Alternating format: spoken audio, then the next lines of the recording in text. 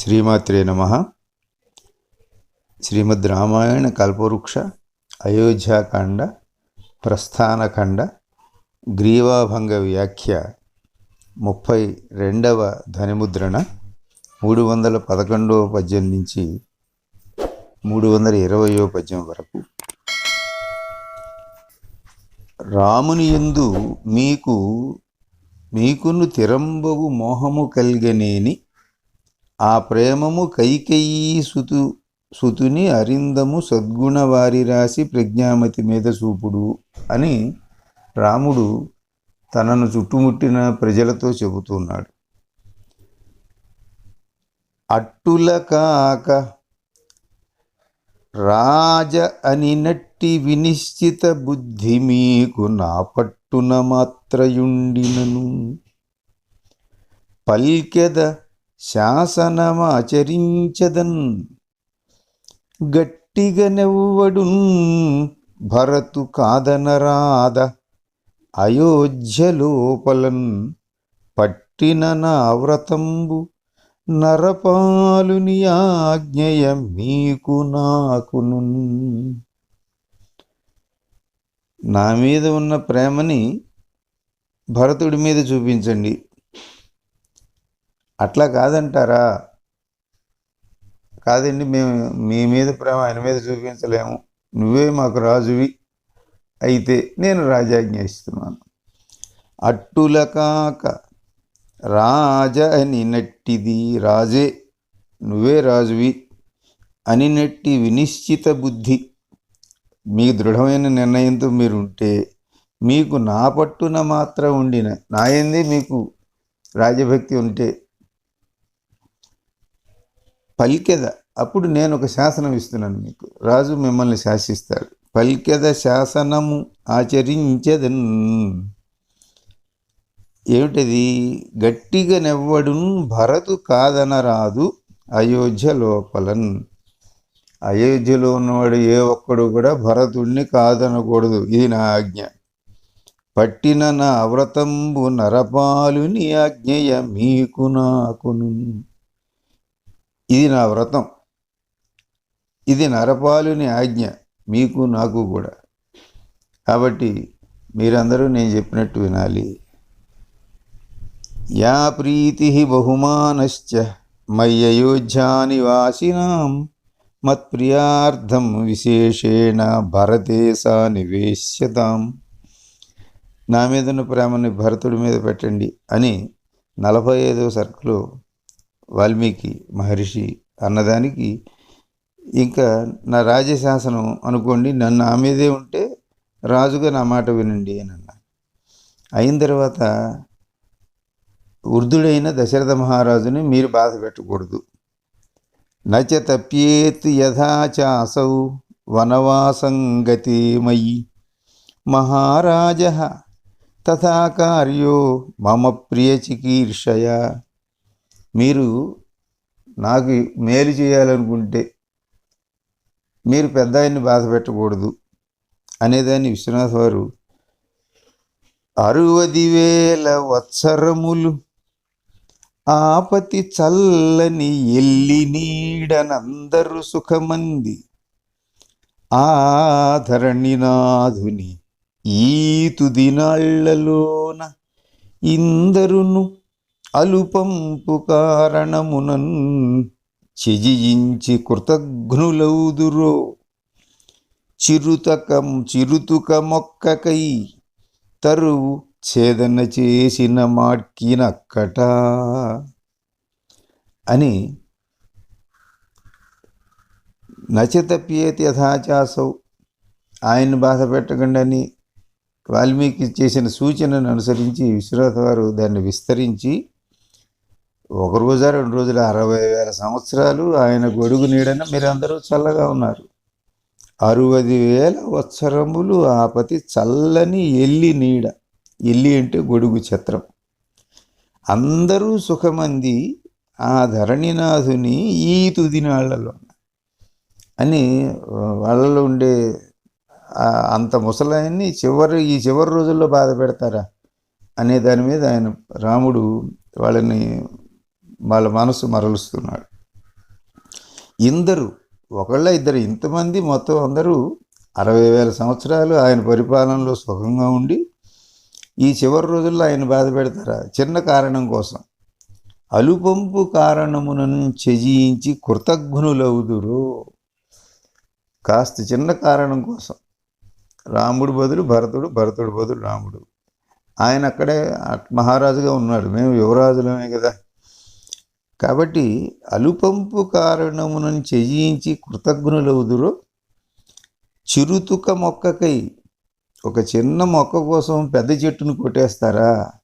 తరువు ఛేదన చేసిన మాడ్కినక్కట అని మనకు కల్పవృక్షం అంత విస్తృతంగా చెప్తున్నాం. అని వారిని పంపించి మరల పోవుచుండగా, చివరికి ఇంత చెబితే ఆ ప్రజలందరూ మౌనంగా ఆగారు. మరల పోవుచుండగా వారు వెనుతిరిగారు, ఈయన ముందుకు వెళ్తున్నాడు. రథం వెళ్తోంది. వెనుక రథము ఆపుము ఆపుము అన్న పెద్ద ఘోష వినిపింపగా,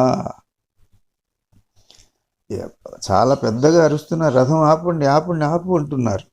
వెను తిరిగి చూడగా, ఎవరు వీళ్ళందరూ వెళ్ళిపోయారు కదా, మళ్ళీ ఇప్పుడు అరిచేది ఎవరైనా వెనక్కి తిరిగి చూస్తే వాజపేయ ఛత్ర వైభవంబులతోడ సార్వభౌములవోలెచనెడువారు నవరత్న కర్ణ కుండల దీధితులతోడ వేల్పులకై వడి వెడలువారు సిత విభూతి ఛటాతత ఫలములతోడ నీలలోహితులునా నెగడువారు ఊర్జిత శ్వేత యజ్ఞోపవీతములతో యజ్ఞపూరుషులట్టులరువారు కరగృహీతాగ్నులై శిరకంపమొప్ప వృద్ధ భూమీసురులు గుంపులెనసి వచ్చుచూ ఓసితురగంబులార సీతాసమేతున మరసుతు రాముగొనిపోకుడు అంచు వచ్చి. రథంలో నుంచి రాముడు వెనక్కి తిరిగి చూస్తే ఇంతమంది బ్రాహ్మణోత్తములు వస్తున్నారు. ఎలా ఉన్నారంటే, ఇక్కడ నుంచి అంతా ఎన్నో వైదికమైన యజ్ఞయాగాది విశేషాలు చెప్పడం కోసం వాల్మీకి చెప్పిన మాటను ఆధారంగా చేసుకుని విశ్వనాథ వారు చాలా విస్తరించారు.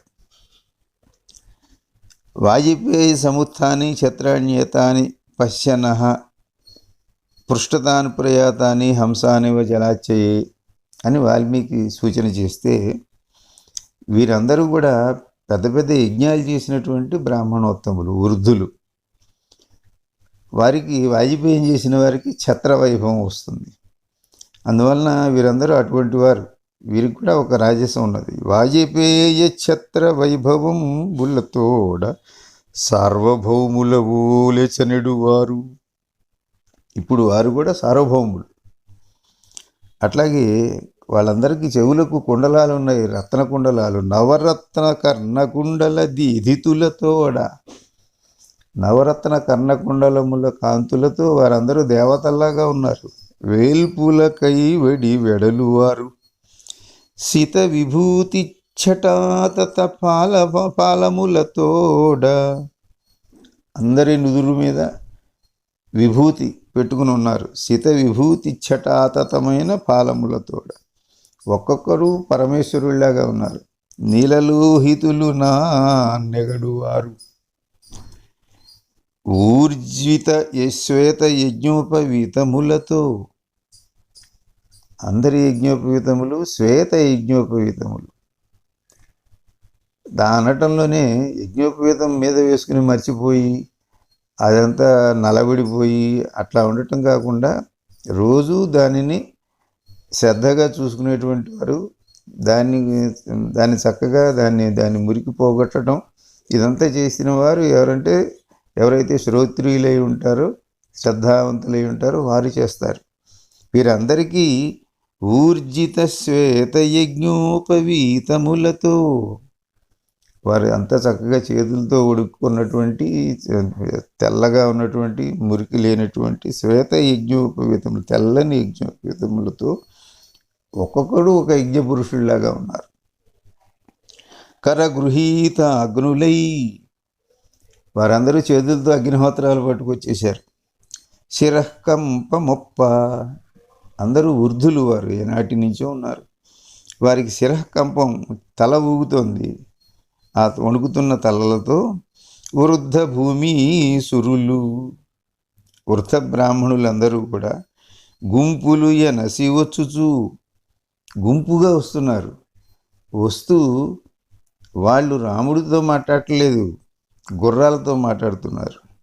ఓసి తురగంబులారా సీతా సమేతుని అమర సుతురాము గొనిపోకుడు అంచు వచ్చి, ఓ గుర్రాలారా, సీతతో కలిసి కూడి ఉన్నటువంటి రాముణ్ణి తీసుకోకండి, ఆపండి అని గుర్రాలని ఆపుతున్నారు.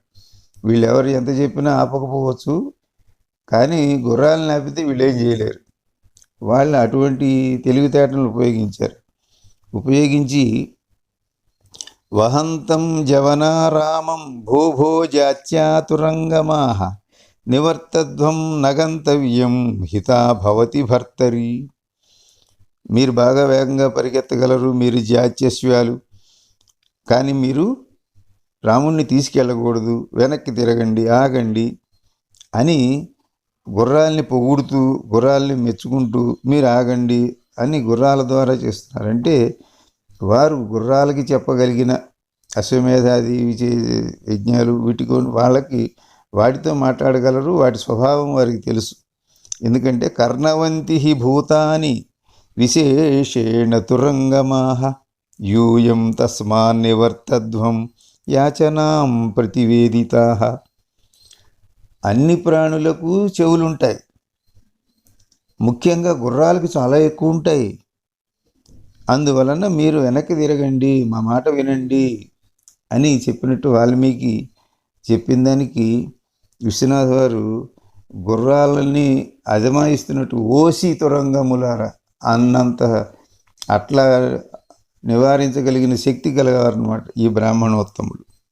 ఓసి తురగంబులారా సీతా సమేతుని అమరసుతుని రాముగొనిపోకుడంచు వచ్చి, మీరు సీతారాముల్ని తీసుకెళ్ళొద్దు అని వీళ్ళు ఓసి తురగంబులారా అన్నట్టుగా కేకలేస్తున్నట్టుగా చెప్పారు. వెంటనే రామునిచే నమస్కృతులు అనగానే నిజంగానే గుర్రాలు ఆగి ఉంటాయి. కాబట్టి రాముడు వెంటనే వాళ్ళకి దండం పెట్టాడు. రామునిచే నమస్కృతులు రాముని చుట్టూను చేరి లక్ష్మణస్వామిని మధ్య నుంచుకొని జానకి నిన్ పతి చెంత నిల్పి, ఓ భూమిధరాత్మజాత వనిపోవుచు మమ్మును విడిపోయదో, ఏమియు చెప్పకుండా మమునేటికి అయోధ్యను డించిపోయేదో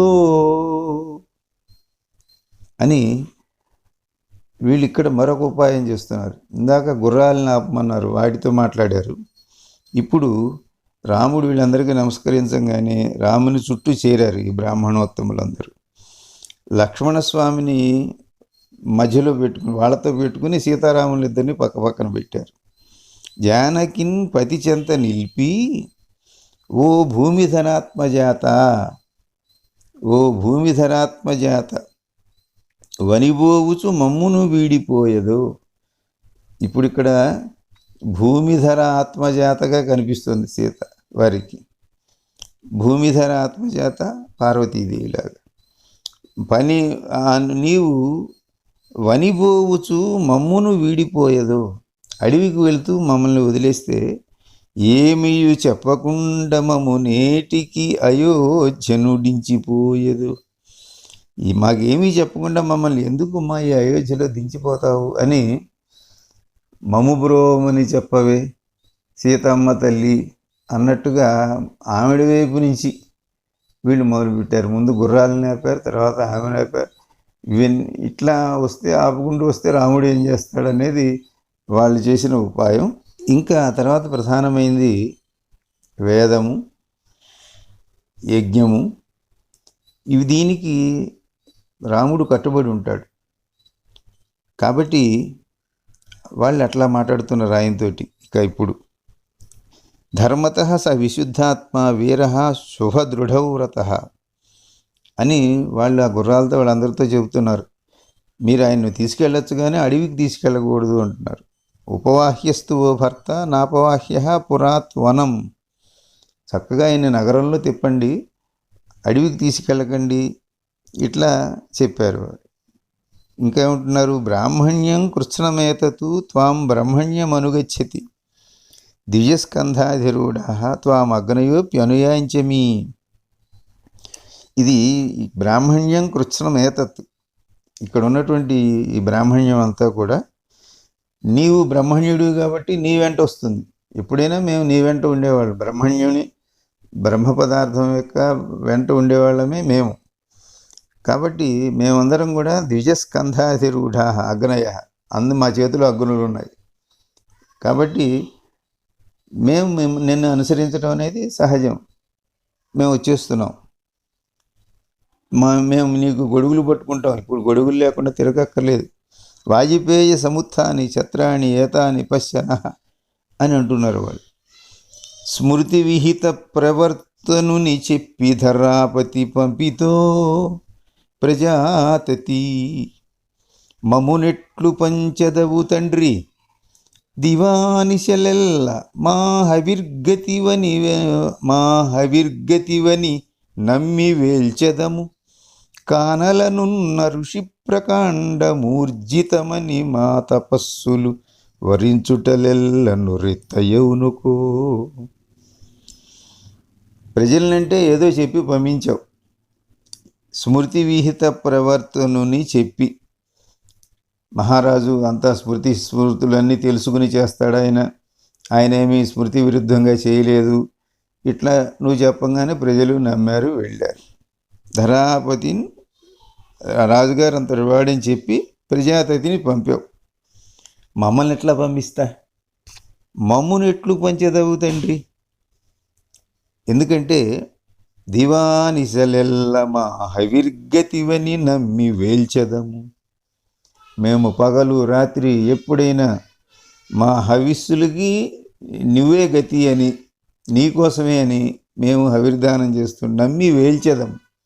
మేము చేసే యజ్ఞయాగాలు అగ్నిహోత్రాలన్నీ నీకోసమే, నువ్వే మాకు గతి, మా హవిస్సులకి నువ్వే గతి అని మేము ఇంతకాలం నుంచి ఇక్కడ చేస్తుంటే మమ్మల్ని వదిలేసి అడవిలో ఋషుల తపస్సు కోసం కానలనున్న ఋషి ప్రకాండము ఊర్జితమని. అడవిలో ఉన్న ఋషులందరూ మాకంటే గొప్పవాళ్ళేనే. ఊర్జితమని మా తపస్సులు వరించుటలెల్లను రిత్తయౌనుకో. మేము ఇంత తపస్సు చేస్తే, మా హవిస్సులన్నీ నీకోసం ఇంత చేస్తే ఇవన్నీ వృధా అయిపోవాలా? నువ్వు వెళ్ళి అడవిలో ఉండే ఆ ఋషుల్ని వాళ్ళ తపస్సు కోసం వెళ్తావా అని ఇటువంటి ఒక భేదం పెట్టినట్టుగా పెట్టారనమాట. ఇంతకాలం మేము చేసింది ఏమైంది? మేము నీకోసం 24 గంటలు పగలు రాత్రి హవిస్సు చేస్తూనే ఉన్నాం కదా, మేము ఇక్కడే పుట్టాం కదా. పుట్టక పుట్టినాము రఘుపుంగవ నీదు అయోధ్యలోన, మా పట్టిన శృక్స్రువంబులకు పట్టిన జిడ్డు తమోపహంబుగా ముట్టెను బ్రహ్మలోకమున మూర్ధము. కోసల రాజకన్యకున్ పట్టివి నిన్ను బట్టి మమ్ము భ్రష్టుల చేయకుము ఇంతలోపలన్. మేము పుట్టక ఈ అయోధ్యలో పుట్టామయ్యా. అంటే ఇంతకాలం ఎక్కడైనా ఇప్పటికి వారందరూ ఇక్కడ పుట్టడం అనేది జన్మ విశేషం అన్నమాట. పుట్టినాం, నీ అయోధ్యలో పుట్టాం. మేము మా చేతిలో ఎప్పుడు చిన్నప్పటి నుంచి మా పట్టిన శృవంబులకు పట్టిన జిడ్డు. వీరు అగ్నిహోత్రాలు చేయాలంటే వీరి చేతిలో ఉండవలసినవి శృవములు. అంటే స్రవముతో ఆ ఆజ్యభాండంలో నుంచి నేతిని స్రవంతో తీసుకుని సురుక్కులో పోసి ఆ సురుక్కు ద్వారా అగ్నిహోత్రంలో వేస్తూ ఉంటారు. ఈ రెండు గరిటెలు లాంటివి. కాబట్టి ఈ స్రవం అనేటువంటి గరిటె చిన్న మిల్లి గరిటె లాంటిది. దాంట్లో నుంచి నెయ్యి తీసుకుని అది సురుక్కులోకి పోస్తూ సురుక్కులో నుంచి అగ్నిహోత్రంలోకి వేసేవి. మా చేతులు మొత్తం అంతా జిడ్డు బారిపోయినాయి. కాబట్టి పట్టిన శృక్స్రువంబులకు పట్టిన జిడ్డు. ఆ శృక్స్రువములు ఎప్పుడూ నేతిలోనే మునుగుతూ వస్తూ పోతూ ఉంటాయి కాబట్టి వాటికి తీరిక లేదు కాబట్టి తమోపహంబుగా ఆ జిడ్డు తమోపహమైంది. అంటే దీపం వెలగాలంటే స్నేహం ఉండాలి, అంటే నెయ్యి ఉండాలి, నేతి దీపం ఉండాలి. వీటికి జిడ్డుండి ఈ జిడ్డు బ్రహ్మలోకంలో చీకటి పోగొట్టింది. తమోపహంబుగా ముట్టెను బ్రహ్మలోకమున మూర్ధము. ఈ అగ్నులు బ్రహ్మలోకానికి ముట్టినాయి. కోసల రాజకన్యకున్ పట్టివి. నువ్వు సామాన్యుడు, కౌసల్య పుత్రుడివి. ఇదంతా ఎట్లా జరిగిందంటే నిన్ను బట్టి. మేమింతా నీ కోసం చేశాం, నీ ద్వారా జరిగింది. మా ఈ యజ్ఞయాగాదులన్నీ కూడా నీ వల్ల జరుగుతున్నాయి. మమ్మల్ని ఇప్పుడు పాడి చేసి వెళ్ళొద్దు. మమ్ము భ్రష్టుల చేయకుము ఇంతలో మమ్మల్ని భ్రష్టుల్ని చేయొద్దు అని వారు ఎట్లా అనునయంగా చెబితే ఈయన వింటాడని ఈ యజ్ఞయాగాదులు వీటి గురించి ఇంకా ఆయన కాదనలేడనే ఉద్దేశంతో ఈయన నువ్వే పరబ్రహ్మ స్వరూపం అన్నట్లుగా చెబుతున్నారు వారు. ఇక్కడి నుంచి వచ్చినటువంటివి ఈ శ్లోకాలు, ఈ 2 పద్యాలు చాలా విశేషమైనటువంటివి. ఇతర నానాధిదైవతముల తొలగించి సామవాక్స్థోభలజ్జనిన నీవు అమరనపాన్నపాత్ ప్రముఖుల త్రోబెట్టి రుక్సిరస్సుల ప్రసరించు నీవు ఆహవనీయ జిహ్వాగ్రభాగంబులన్ అఖిల యజుఃఫలమైన నీవు శాంతి పౌష్టిక హోమ సంపదధ్వంబులమరి అధ్వరంబులై అథర్వంబులై మలయు నీవు అక్కటకట ఆస్మాకీనమైనదగు ఉపాసనా సర్వమున ఎందు పట్టి నిలిపి ఇప్పుడు నిను పోవనిత్తుము ఏము కూడా నిన్ను బడి ఒత్తుము ఓ రమాసన్నమూర్తి అని ఈ సీసం. దీంట్లో విశ్వనాథ వారు 4 వేదముల యొక్క ప్రయోజనాన్ని వాల్మీకి ఇక్కడ చెప్పింది సూక్ష్మంగా రేఖామాత్రంగా తీసుకుని బ్రాహ్మణ్యం కృత్స్నమేతత్తు త్వాం బ్రహ్మణ్యం అనుగచ్చతి అని అన్నారు. బహూనాం వితతా యజ్ఞః ద్విజానాం యైః ఆగతాః తేషాం సమాప్తిరాయత్త తవ వత్స నివర్తనే అని. మేము చాలా యజ్ఞాలు మొదలుపెట్టి మధ్యలో ఉన్నాం, అవి నువ్వు వెళ్ళిపోతే మధ్యలో ఆగిపోతాయి, ఇట్లా వాళ్ళు మాట్లాడారు. ఇక్కడ విశ్వనాథ వారు ఎన్నో చాలా లోతైన విషయాలను తీసుకుని వచ్చి ఇతర నానాధిదైవతముల తొలగించి సామవాక్స్థోభల చనిన నీవు. యజ్ఞం చేసేటప్పుడు ఏది చేసినా, యజ్ఞం చేస్తే అందులో సామవేదం అనేది ప్రధానమైనటువంటిది. దానికి ఔద్గాత్ర గణం ఉంటుంది. ఉద్గాత సామవేద పఠనం చేసేవారికి ఆయన అధిపతిగా ఉంటాడు. అందులో ప్రతిహర్త, ప్రస్తోత, సుబ్రహ్మణ్య ఆహ్వానం ఇవన్నీ చేస్తూ సామగానం జరుగుతూ ఉంటుంది. ఈ సామవేదంలో ఉండేటువంటి మంత్రములను స్తోభలు అని అంటారు. సామవాక్ స్తోభ. విశ్వనాథ వారు ఇవన్నీ ఎంత కృషి చేసి వీటన్నింటినీ ఎంత పరిశీలించి వీటిని తీసుకొచ్చి, ఇవన్నీ వాల్మీకుల్లో ఏమీ చెప్పలేదు, మేము యజ్ఞాలు చేస్తున్నాం అవి చెప్పారు. ఇక్కడ సామవాక్ స్తోభ అనేటువంటిది చాలా లోతైనటువంటిది. అంటే సామవేదులను ఎవరినైనా ఒక స్తోభ చెప్పండి అని అంటుంటారు, అంటే ఒక మంత్రం చెప్పండి అని అనటానికి సామవేదంలో ఉండే వాటిని దాని యొక్క దాని పేరు స్తోభ అని పిలుస్తుంటారు. ఈ స్తోభ అనేటువంటిది రుక్కుల యొక్క సామగాన పరివర్తనకు ప్రధానమైనటువంటిది అని వేదమునకు సంబంధించిన లోతైనటువంటి విషయం. అంటే మిగతా మంత్రములే కాకుండా సామగాన మంత్రాలు సంగీతంతో కూడి ఉంటాయి, స్వరంతో పాటు సంగీతంతో కూడి ఉంటాయి. అందువలన ఆ మంత్రములలో ఉండే భేదములు 6 భేదములు చెప్పబడ్డాయి. వికారము, విశ్లేషణ, వికర్షణ, అభ్యాసము, విరామము, స్తోభము అనేది చివరిది. స్తోభము అంటే ముగింపు, చివరికి దాని తర్వాత ఇంకొకటి లేనిది అని అర్థం అన్నమాట. అందుకనే మనకి సూత్ర లక్షణాల్లో కూడా అస్తోహం అనవజ్జించ సూత్రం సూత్ర విధో వధు అని అంటూ ఉంటారు. అంటే వ్యాకరణ సూత్రాలు అవి చెప్పేప్పుడు, సూత్రం చెప్పేప్పుడు దాన్ని సాగదీస్తూ రాగం తీయకూడదు, ఇట్లా స్పష్టంగా ఉండాలి అనే అర్థంలో అక్కడ చెబుతారు. ఇక్కడ స్తోభం అనేటువంటిది ఈ మంత్రం అనేదాన్ని సామంలో గానం ఉంటుంది కాబట్టి స్తోభ అనే పేరుతోటి దీన్ని ప్రత్యేకంగా పిలుస్తారు. ఈ స్తోభకు ఎందువలన ఈ పేరు వచ్చింది అనేది కూడా దానికి వివరం చెప్పి, స్తోభ మంత్రం చివర ఒక రకమైనటువంటి రాగం ధ్వనిలాగా వస్తుంటుంది. అవి ఆ కొన్ని అక్షరాలు ఉన్నాయన్నమాట. హా ఊహో, ఈ ఓహో, వా ఓయి, ఔ హాయి, ఈ అక్షరాలన్నీ కూడా వీటిని స్తోభ అక్షరములు అంటారు. అందువలన ఈ సామవాక్స్తోభల జనిన నీవు, ఈ సామవేదంతో కూడినటువంటి యజ్ఞములన్నింటిలోనూ నీ గురించే చెప్పాం మేము, మిగతా వాళ్ళు ఎవరికీ చెప్పలేదు. మిగిలిన నానాది దైవతములను తొలగించి నీ గురించే చెప్పాం. అలాగే అమరన్ అపాన్నపాత్ ప్రముఖుల, అంటే ఇది సామవేదం గురించి చెప్పినట్టు ఈ పాదం. అలాగే త్రోపెట్టి రుక్షిరస్సుల ప్రసరించు నీవు, ఇంద్రాది దేవతలందరినీ పక్కన పెట్టి రుక్కు శిరస్సుల మీదనే నిన్ను ప్రసరింపజేశాం. నీ ఎందే మేము రుగ్గానం చేసామంటే, రుక్కులు చదివామంటే నీ గురించి. కాబట్టి దాంట్లోని ఇతర దేవతల యొక్క స్థుతులన్నీ ఉండేవన్నీ నీకే మళ్ళించాం.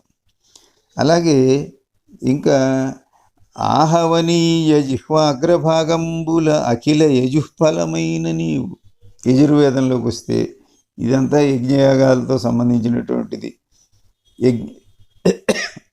కాబట్టి ఈ ఆహవనీయం, త్రేతాగ్నుల ఆహవనీయాగ్నిలో ఈ జిహ్వాగ్రభాగంబులను, అగ్నిహోత్రం యొక్క జిహ్వల్లో చివరిలో ఆ అఖిల యజుఫలము నువ్వే అనుకున్నాం మేము ఈ యజ్ఞములకు వీటన్నిటికీ ఫలితం నువ్వే. కాబట్టి ఇందులో ఆయన యజుర్వేద రూపుడు, మొదటి పాదంలో సామవేద రూపుడు, ఆ తర్వాత ఋగ్వేద రూపుడు, యజుర్వేద రూపుడు. ఇక మిగిలింది 4వది అథర్వవేదం. శాంతి పౌష్టిక హోమ సంపదధ్వంబుల మరి అధర్వంబులై మలయు అని. అథర్వవేద యొక్క ప్రత్యేకత, దాన్ని శాంతి పౌష్టిక క్రియలన్నీ అందులో ఎక్కువగా చెప్పబడ్డాయి. అందుకని ఏదైనా ఫలాలు కావాలన్నప్పుడు, ఫలితాలు కావాలన్నప్పుడు, విపరీత ఫలితాలైన ఇవన్నీ ప్రత్యేకమైన మంత్రభాగాలు కలిగినటువంటి ఇది అథర్వవేదం. ఆ అథర్వవేదం గురించి ఇది అంటే ఈ ఎవరైనా చేతబడి ప్రయోగాలు చేసేవాళ్ళు కానీ, దానికి నివారణ చేసేవాళ్ళకి కానీ, ఇట్లా శాంతి పౌష్టిక క్రియలు అన్నీ కూడా చెప్పబడినది. కాబట్టి అవన్నీ విశ్వనాథ వారు ఒక్కొక్క వేదం యొక్క ప్రత్యేకతని వాటిని అన్నింటినీ తీసుకుని ఇక్కడికి ఈ బ్రాహ్మణోత్తములు అందరూ రాముడితో మాట్లాడేటువంటి వాటిల్లోకి అవన్నీ తీసుకుని ఆయన సర్వవేద స్వరూపుడుగా చెబుతూ, అధర్వంబులై మలయు నీవు అక్కటకట ఆస్మాకీనమైనదగు ఉపాసనా సర్వమునయందు. కాబట్టి ఇన్ని వేదములతో మేము చేసేది ఏంటంటే ఉపాసన. ఈ మా ఉపాసనా స్వరమునందు పట్టి నిలిపి, మేము అన్ని వేదాల వాళ్ళం నిన్ను పట్టి నిలిపాం, మిగతా వాళ్ళందరినీ పక్కకి దూసేసి నిన్ను ఒక్కడనే ఋగ్వేదులు, యజుర్వేదులు, సామవేదులు, అథర్వవేదులు అందరూ నిన్నే ఇందులో పెట్టాం. ఇప్పుడు నినుభోవ నిత్తుము, అందరినీ పక్కకి పెట్టి నిన్ను పట్టుకున్న వాళ్ళని ఇప్పుడు నిన్ను బోనిస్తామా మేము? ఏముకు కూడా నిన్ను బడి వత్తుము, నిన్ను పోనిస్తామంటే నిన్ను ఆపుతామని కాదు, మేము కూడా నీ వెంటబడి వస్తాం. ఏము కూడా నిన్ను బడి వత్తుము ఓ రమాసన్నమూర్తి, నువ్వు రమాసన్నమూర్తివై ఉంటావు ఎప్పుడు. అటువంటి శ్రీ మహావిష్ణువు నువ్వు, యజ్ఞో వై విష్ణు. కాబట్టి మేము నీతో వచ్చేస్తామయ్యా, నిన్ను ఆపటం కాదు, మేము ఈ ఇన్ని యజ్ఞయాగాదుల్లో వీటన్నిటిలో నిన్ను పట్టి ఉంచాం కాబట్టి ఇప్పుడు మేము కూడా నేను వెంటబడి వస్తాము అని వాళ్ళు చాలా చమత్కారంగా చెప్పారు. ఇది మనం కల్పవృక్షంలో లోతుగా విశ్లేషణతో తెలుసుకోవలసినటువంటి ఘట్టం అన్నమాట. మామూలుగా వాల్మీకంలో వారు మేము నీ వెంట వస్తామని, మా ఇంట్లో కుటుంబ సభ్యులు వారిని వారు బతుకుతారు, అగ్నిహోత్రాలతో మేము వచ్చేస్తాం, ఇట్లా వారు చెప్పారు. కానీ ఇక్కడ ఇంత లోతుగా ఏ వేదం యొక్క ప్రత్యేకత ఏమిటి, దాంట్లో నుండి విశేషాలని విశ్వనాథ వారు వివరించారు.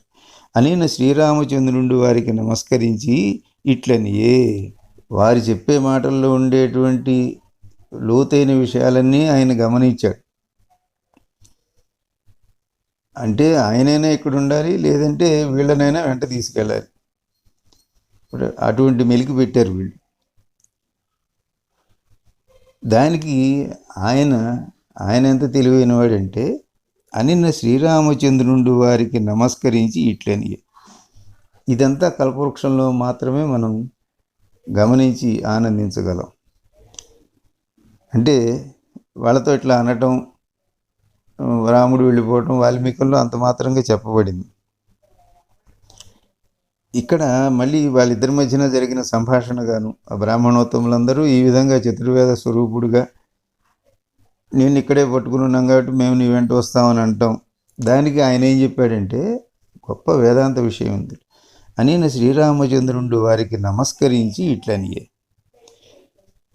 నే రాచనగరున నిలిచి మీ ఇండ్లులా సామవాక్స్తోభల చనితినేని, నే రాచనగరున నిలిచి మీ ఇండ్లుల రుక్షిరస్సుల ప్రసరింతునేని, నే రాచనగరున నిలిచి మీ ఇండ్ల నఖిల యజుఫలమైతినేని, నే రాచనగరున నిలిచి మీ ఇండ్లుల మరి అథర్వంబులై మలతునేని, రాచనగరుననున్న నన్నాచి మీ ఉపాసనా వీధి, మీ ఇండ్ల బట్టనైన వనములందున్న నన్నేల బట్టరాదు, కరుణ చూడు బ్రహ్మణాగ్రణులు మీరు అని వాళ్ళు ఏవైతే ఉపయోగించారో మళ్ళీ రాముడు అవే తీసుకుని, వాళ్ళు ఇతర నానాది దైవతముల తొలగించి సామవాక్స్తోఫల అని అట్లా అన్నారు కదా, అవే మాట ఈయన తీసుకుని, నేనేమో రాజభవనంలో ఉన్నా, రాచనగర్లో ఉన్నా, మీరు మీ ఇంట్లో మీరున్నారు, మీరు ఇక్కడ సామగానం చేశారు, సామవాక్స్తోఫల చనితినేని, అదంతా నేను మీకు అక్కడికి వచ్చేసి ఉంటే, మీరు సామగానం చేసేప్పుడు నా కోసం చేసి ఉంటే నేను అక్కడికి వచ్చేసి ఉంటే, అట్లాగే నేను రాచనగరున నిలిచి మీ ఇండ్లుల రుక్షిరస్సుల ప్రసరింతునేను, నేను రాజభవనంలో ఉండగానే ఇక్కడ మీరు మీ రుక్షిరస్సుల్లోకి నేను ప్రసరించి ఉన్నట్లయితే, నేను ఉండటం రాజభవనంలోనే ఉన్నా, ఎవరికి మేళ్ళకే రాలేదు, మీ అగ్నిహోత్రాల దగ్గర లేను, నే రాచనగరున నిలిచి మీ ఇండ్లను అఖిల యజుఫలమైతినేని, నేను రాజభవనంలోనే ఉన్నాను, మీ ఇంట్లో మీ యజుఫలం, మీ యజుర్వేదాన్ని మీరు చేసేటువంటి అగ్నిహోత్రాలకు యజ్ఞయాగాల ఫలితం నేను అయ్యి ఉంటే, అలాగే నేను రాచనగరున నిలిచి మీ ఇండ్ల మరి అధర్వంబులే మలతునే, నేను ఒక్కొక్క దానికి మీ అందరి ఇళ్లలోకి 100 ఇళ్లలో చేస్తుంటే 100 చోట్లకి నేను రాలేదు కదా, అధర్వంబులై మలతునేని, రాచనగరున నన్ను ఆచి, మీరందరూ రాచనగరున నన్ను మీరు పట్టుకున్నారు కదా, మీరందరూ ఈ మాట చెబుతున్నారు. ఇప్పుడు ఈ ఉపాసనా విధి మీ ఇండ్ల బట్టనైనా, మీరెవరింట్లో వాళ్ళు ఉంటూ రాచనగర్లో ఉన్న నన్ను మీ ఉపాసన చేత నన్ను పట్టుకున్నారు. అటువంటప్పుడు వనములందున్న నన్ను ఏల పట్టరాదు? నేను అడవిలో ఉంటే ఏముంది, రాజభవనంలో ఎక్కడున్నా నన్ను మీ ఇంట్లో మీరుండి పట్టుకోవచ్చు కదా. కరుణ చూడు బ్రహ్మణగ్రణులు మీరు, అందువలన నా యందు దయ తలచండి అని చివరికి ఆయన వాళ్ళు ఎంత లౌక్యంగా ఎంత చమత్కారంగా మెలికిపెట్టి మాట్లాడారో దానికి అంతగా ఆయన ముడి విప్పేసి, మీరు చెప్పిందంతా నిజమే, అంతా బాగానే చేశారు, అయితే నేను రాజభవనంలో ఉండగా ఇక్కడ చేశారు, నేను ఎవరు మీ ఇళ్ళకి రాలేదు, అట్లాగే నేను అడవిలో ఉంటే మాత్రమే మీ ఇంట్లో మీరు చేసుకోవచ్చు కదా అనేది భగవత్ తత్వాన్ని గురించి తెలియజేసేటువంటిది ఎంతో లోతైనటువంటి ఆధ్యాత్మిక విషయం, వేదాంత విషయం.